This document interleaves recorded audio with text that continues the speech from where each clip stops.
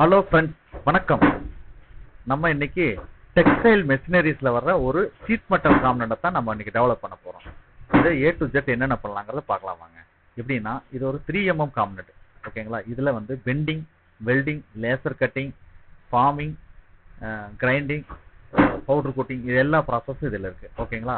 இதை step by ஸ்டெப்பா எப்படி கம்ப்ளீட் பண்றாங்கிறத நம்ம இந்த வீடியோல பார்க்க போறோம். இந்த காம்பனண்ட் சுமார் ஒரு 650 mm லென்த்ல இருக்கும். இது கேட போட்டு டெவலப் பண்ணணும். எல்லாம் பண்றது எப்படிங்கிறத பார்க்கலாம் வாங்க.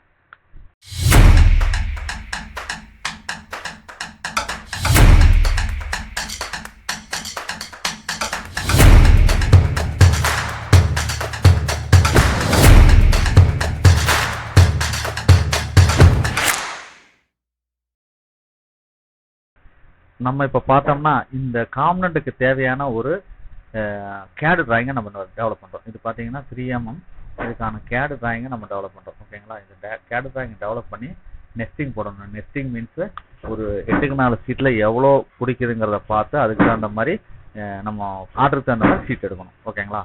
இது கேடு டிராயிங் டெவலப் பண்ணியாச்சு. பாருங்க, சின்ன சின்ன பெண்டு வர இடத்துல எல்லாம் நுணுக்கமான கட்டிங்ஸ் கொடுக்குறோம். ஆல் எட்ஜஸ் வந்து ஷார்ப் எட்ஜ் எல்லாம் எடுத்துட்டு ரேடியஸ் கொடுத்துறோம். எல்லாமே ஆஸ்டிஸ் ப்ரொஃபைலுக்காக நம்ம கேட் டிராயிங் டெவலப் பண்ணியாச்சு. இதை நீ அடுத்து லேசர் பண்ண வேண்டியதான். இந்த காம்பனண்ட்டுக்கு தேவையான 3mm ஷீட்டு 8x4 ஷீட்டு நம்ம பர்ச்சேஸ் பண்ணிக்கிறோம். ஓகேங்களா? இது ஸ்டீரிங் கட்டிங் பண்ணக்கூடாது. இதை அப்படியே வந்து இந்த ரா மெட்டீரியல் அப்படியே வந்து லேசருக்கு மூவ் பண்றோம். ஓகேங்களா? லேசர்ல வந்து நம்ம ப்ரோக்ராம் பண்றோம். எப்படின்னா, நம்ம கேடு போட்டோம்ல, அந்த கேடை வந்து இங்க ஃபீட் பண்ணி நெஸ்டிங் போட்டு நம்ம இங்க ப்ராசஸ் ஸ்டார்ட் பண்றோம். இது ஆக்சுவலா ஒரு ஷீட்ல வந்து 44 பீஸ் வர மாதிரி இருக்கு. அதை அப்படியே இங்க ஃபீட் பண்ணி நம்ம ப்ராசஸ் பண்றோம். இந்த லேசர் முடிச்சதுக்கு அப்புறம் தான் நம்ம பெண்டிங் ப்ராசஸ் இதெல்லாம் வரும். அது எப்படி பண்ணலாம் பார்க்கலாம். லேசர் முடிச்சு நம்மளுக்கு வந்துருச்சுங்க. ஆக்சுவலா லேசர்ல வந்து நம்மளுக்கு வந்து மொத்தம் வந்து 88 நம்பர் ஆர்டர். ஓகேங்களா? அதனால 2 ஷீட் கொடுத்துருக்கோம். 100 நம்பர் ஆர்டர், அதனால 2 ஷீட் கொடுத்து 88 நம்பர் கட் பண்ணியாச்சு. லேசரை முடிச்சு இப்போ நம்ம கம்பெனிக்கு வந்திருக்கு. இதுக்கு அந்த சைடில் வைக்கிற சின்ன 3mm பீஸ் இது வந்து சப்போர்ட்டுக்காக வைக்கிறது. அதுவும் சேர்த்து அது வந்து இந்த காம்பனண்ட்டுக்குள்ளே சென்டரில் வச்சு வேஸ்ட் வராமல் எடுத்துக்கிட்டோம். ஓகேங்களா? லேசர் முடிச்சுட்டு வந்த காம்பனண்ட்ல இருந்து ஒரு பீஸ் எடுத்து நான் உங்களுக்கு கிராஸ் செக் பண்றேன். மெஷர்மெண்ட் கிராஸ் செக் பண்றேன். அதை செக் பண்ணிட்டு நம்ம அடுத்த பெண்டெல்லாம் அடிக்க போறோம். இப்போ அதுலயே ஒரு குட்டி பீஸ் இருந்தது பாத்தீங்களா? அந்த 2 குட்டி பீஸ் எதுக்காகனா, 2 சைடு நெக்ல வந்து சப்போர்ட் ரொம்ப கம்மியா இருக்கும். மெட்டீரியல் வந்து அந்த இடத்துல ஸ்டாக் ரொம்ப கம்மியா இருக்கிறதால ஒரு சப்போர்ட் பீஸை ஒன்று டெவலப் பண்ணோம். அதை டெவலப் பண்ணி அதை வச்சு கொடுக்கறதால அது நல்ல ஒரு சப்போர்ட், நல்ல ஸ்ட்ராங்கான ஒரு இதா இருக்குது. இந்த 2 பீஸ் ரைட் ஒன்று லெஃப்ட் ஒன்று வைப்போம். ஓகேங்களா? இதுக்கப்புறம் நம்ம இதுல என்னென்ன பெண்டிங் பண்றோம், என்ன ஃபார்மிங் பண்றோம் எல்லாம் உங்களுக்கு அடுத்தபடியா காண்க. பாருங்க, இது ரைட் அண்ட் லெஃப்ட் 2 சைடும் ஒவ்வொரு பீஸ் வைக்கிறோம். ஓகேங்களா? இதுக்கப்புறம் நம்ம பெண்டிங் 2 எட்ஜில் சின்ன பெண்டிங், ஒரு எஸ் டைப் பெண்டு, அப்புறம் ஒரு பாக்ஸ் அடிக்கிறோம். அதெல்லாம் அடுத்தடுத்து என்ன பண்றாங்களோ பார்க்கலாம். இந்த காம்பனண்ட்ல வந்து 2 பிஞ்ச் மாதிரி விட்டுருப்போம். ஓகேங்களா? அந்த டிராயிங் பண்ணும்போதே உங்களுக்கு காமிச்சிருந்தேன். அந்த 2 பிஞ்சில் வந்து ஒன்று அப்பு ஒன்று டவுன், அந்த பொசிஷன்ல வளைக்கிறோம். ஒன்று மேல் சைடு ஒன்று கீழ் சைடு பார்த்த மாதிரி வளைக்கிறோம். இது வந்து அசம்பிள் பண்றதுக்கான ஒரு லெக். ஓகேங்களா? இது அசம்பிள் பண்றதுக்கான ஒரு ப்ரொவிஷன். இதை அடிச்சு முடிச்சதுக்கு அப்புறம் இன்னொரு பெண்ட் அடிக்கணும். அதை எப்படி பண்ணலாங்கிறத பார்க்கலாம். அந்த பிஞ்சை அப்பு டவுன் பெண்ட் அடிச்சதுக்கு அப்புறம் இந்த மாதிரி இருக்குங்க. டாப்ல இருந்து பார்த்தா பிளாட்டா தெரியும். இது வந்து அசம்பிள் பண்றதுக்கு ஒரு பிளாட்டா இருக்கும்.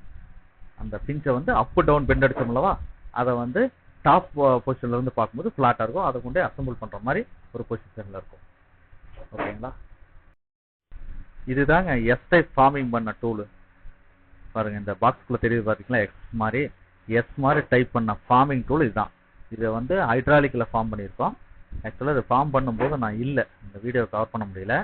அதனால உங்களுக்கு இந்த டூலையும் ஃபார்ம் பண்ண மெத்தடையும் நான் சொல்றேன். அடுத்தது இந்த பாக்ஸ் டைப். ஓகேங்களா? அந்த பாக்ஸ் வந்து ஃபார்மிங் பண்ணது எப்படிங்கிறத பார்க்கலாம். இந்த டூலை வச்சு தான் எஸ் டைப்பா ஃபார்ம் பண்ணியிருக்கோம்.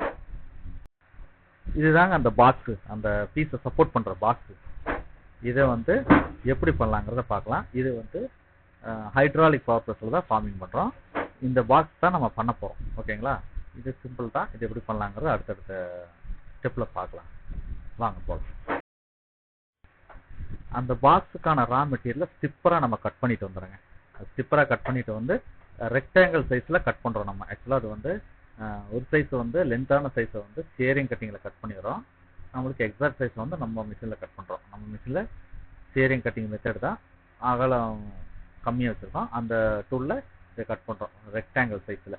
ஆக்சுவலாக இதெல்லாம் கால்குலேஷன் பண்ணி எவ்வளோ பிடிக்குதுங்கிறதெல்லாம் பார்த்துட்டு அதுக்கு தகுந்த மாதிரி நம்ம மெட்டீரியல் எடுக்கணும். இது ஆக்சுவலாக 1.6 mm ஷீட்டு, அந்த சப்போர்ட்டுக்கு வர்ற ரெயில் ஒரு பாக்ஸ் மாதிரி.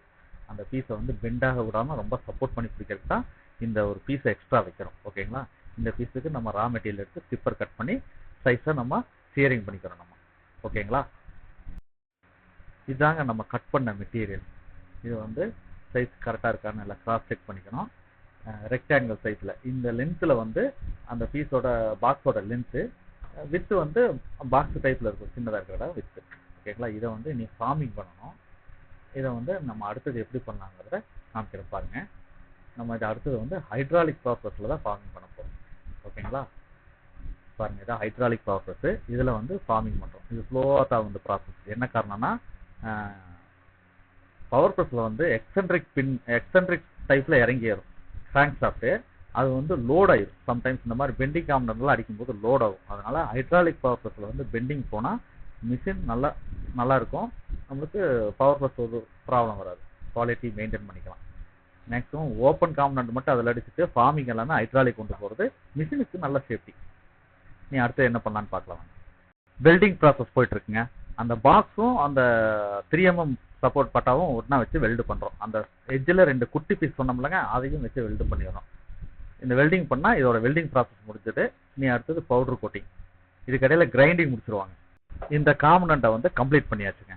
ஆக்சுவலாக இந்த காம்பனண்ட் வந்து வெல்டிங் எல்லாம் முடிச்சு கிரைண்டிங் முடிச்சு பவுடர் கோட்டிங் போயிட்டு வந்துருச்சு. இந்த 2 எட்ஜில் தெரியுதுங்களா, இதுதான் இந்த நெக்கு சப்போர்ட்டுக்காக வச்சா அந்த சின்ன 2 பிஞ்ச், 2 சப்போர்ட் பீஸ். இந்த பிஞ்ச் பாருங்க, அப்பு டவுன் வளைச்ச பிஞ்ச் வந்து அந்த பாக்ஸுக்காக ஸ்கொயராக தெரியுது. இந்த பாக்ஸை நம்ம அதில் வச்சு சப்போர்ட் பண்ணியிருக்கோம். தெரியுதுங்களா? எஸ் டைப் பெண்டு பாக்ஸ் சப்போர்ட்டுக்காக வச்சது. இது அவ்வளோதான். இந்த பீஸ் கம்ப்ளீட்டுங்க. இது ரெடி ஃபார் டெலிவரி. இந்த வீடியோ பார்த்ததுக்கு ரொம்ப நன்றிங்க. இந்த சேனலை மறக்காமல் சப்ஸ்கிரைப் பண்ணிடுங்க. தேங்க்ஸ்.